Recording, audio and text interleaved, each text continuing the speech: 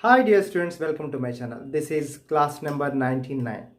We are going to discuss the rotation of rigid body. Okay. First I will explain what is the axis of rotation and what is the direction of axis of rotation. It's very easy. You see, this is rotating. Suppose it is rotating like this. Seeing, no? It is rotating like this. Means you see my hand, right hand, you take right hand, so it is rotating, no? My fingers, I am bending my finger, 4 fingers like this. Okay, so this is rotating like this. Similarly, I am putting my 4 fingers along the direction of this sketch pen, so it is rotating like this. Means I am also bending my 4 fingers like this. My thumb is there, no? Thumb direction. Thumb direction is direction of axis of rotation. Means it is rotating like this. Means about this axis it is rotating. That is axis of rotation and direction of axis of rotation. One more example. You take like this, another direction. Suppose you put your right hand like this. Okay, you bend your fingers like this. The direction of thumb is direction of axis of rotation. Okay, it is clear, no? Now we will see some practical example. In daily life, you will open the tap, no? Water tap. You have to rotate, no? So when you are rotating, whether it is opening or closing, how can you find out? We will see practically how it is. Okay. See here, that second hand is rotating, no? It is rotating about the center. About the center, the axis of rotation is inside the clock. So if something is rotating clockwise direction, the direction of axis of rotation is into the plane. Suppose if it rotates anti-clockwise, the direction of axis of rotation is outside the plane. It means the axis of rotation for clockwise, that is inside, anti-clockwise outside. The axis of rotation is like this for anti-clockwise. For clockwise, inside the clock. Okay? See here, I am rotating this tap. I am rotating like this. This is the axis of rotation direction. I am rotating like this. So you see, rotating like this. So it is opened. So rotating like this, opened means it is coming up, no? This is axis of rotation direction, up. Now I am closing. Closing means I have to close like this. So my thumb direction is downward. So when I am closing, when I am rotating like this, downward is axis of rotation direction. You understood? Rotational kinetic energy also we will discuss in this video. Rotational kinetic energy is not a new form of energy. It is simple kinetic energy only.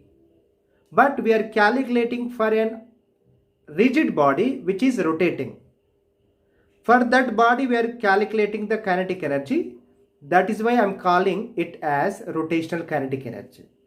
What is the specialty in this rotational kinetic energy is we are using some new terms in this expression. Simple kinetic energy, you know, half mv square. M is a mass, v is a velocity. But rotational kinetic energy is half I omega square. I is moment of inertia. Is a new friend for you. We remember forever. Moment of inertia word should come into your mind. You remember this forever. Because this is most important in physics, in mechanics. This moment of inertia word will use for many times. Okay. So half I omega square is rotational kinetic energy. I is moment of inertia. Omega is angular velocity. That is the reason I am calling it is rotational kinetic energy. What is moment of inertia? That also we will discuss. What is the angular velocity? You know. What is the linear velocity? You know. What is the relationship between linear velocity and angular velocity also you know. All together, we will understand what is rotational kinetic energy in this video. Okay? See this rigid body I am rotating about this axis. Okay? I am rotating like this about this axis. So when I am rotating like this, you observe 2 points. This point making one circle. This point making another circle. This point making small circle. This point making big circle. Means this point speed is less compared to this point, because this point also covered the circle in the same time, this point also covered the circle in the same time. So this point has to travel big distance because it is a big circle, but this point small circle, so small distance. So when you are rotating this point covered a circle 360 degree in the same time. This point also covered 360 degree in the same time. So angular speed of this point is same as angular speed of this point. But linear speed of this point is different from linear speed of this point. So this point is far from the center. So this linear speed should be more than linear speed of this point. So when you are calculating the rotational kinetic energy, we have to take angular velocity, because this point angular velocity and this point angular velocity is same. But velocity, linear velocity for this point is different from this point. That is the reason we have to use this moment of inertia and angular velocity to calculate the rotational kinetic energy. Okay? So this is rotational kinetic energy we are going to discuss now. Already I explained what is axis of rotation. Here this is rigid body, just like a scissor I have shown you, no? So one of the point on this rigid body is this. The mass is mi at a distance of ri. That is a perpendicular distance. Be careful. If you take this particle, it is perpendicular distance from the axis. Okay? So this rigid body is rotating. Rigid body is rotating like this. Rotating, okay? So rotating along this direction. So this particle instantaneous speed direction is like this. The kinetic energy of this particle is half mi vi square. Ki, kinetic energy of ith particle. The relation between instantaneous speed and angular speed, vi is equal to ri into omega. If ri is more, vi is more. Ri is small, vi is small. But omega remains constant, angular speed. So the total kinetic energy of this rigid body is sum of all the particles' kinetic energy. This is mi, one particle. Another particle is here, m2, m3, m4, m5, m6, m7, m8. All particles. I am joining them. I am adding them. Total rotational kinetic energy. Summation over I runs from 1 to n, total particles, ki. That is summation over half mi vi square. Okay? So, vi equal to, you can write ri into omega.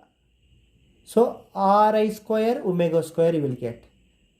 The total rotational kinetic energy, kr, equal to summation of half mi ri square, omega square. This omega is constant, you can take out.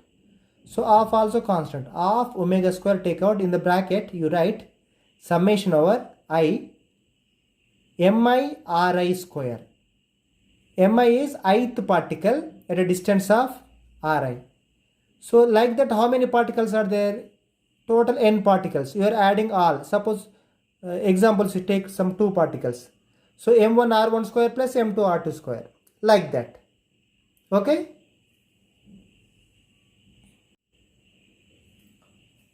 This summation over mi ri square for all the particles of the rigid body. This is a constant.